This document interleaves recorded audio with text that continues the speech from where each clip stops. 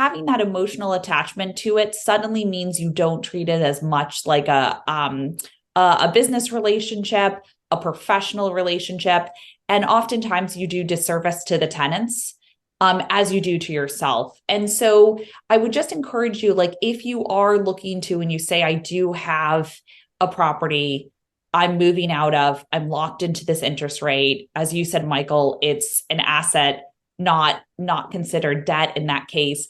I would just encourage you to really set up a really strong process, because I can see how you get involved with one rental at a time. This leads to more. This is basically the impetus of going out and purchasing more rental properties. It's a fantastic experience, but you do need to take a look in the mirror and think about that. And I've told a lot of accidental landlords who cannot get rid of that emotional attachment. I tell them, after you're renting it, now 1031 it. Go find another property that you are not emotionally attached to, and just get rid of this one. And they think it's so interesting that I'm basically trying to almost lose a customer in that sense of like, get rid of this one, sell it. But it's actually more for them and for their investment, and also for their own sanity, that it's much more passive for them. It's much more enjoyable to go out and actually do a systematic one rental at a time process and have a really clear process in place.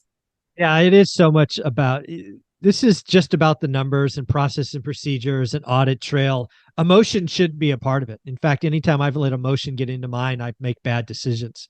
Yeah. And you've got to put those away, put them behind you.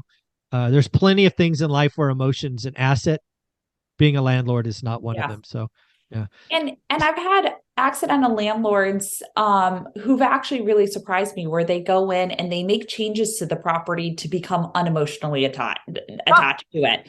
Or they've said, I've ripped out, the garbage disposal and things like that. And it's interesting because you actually never have any idea until you talk to the person how much education they've done from channels like this to know, have they actually done their homework and their research and know what they're getting into, or they kind of blindsided because they woke up one day and said, I'm going to get passive income, but I'm still going to be emotionally attached, and not realize the ramifications of that.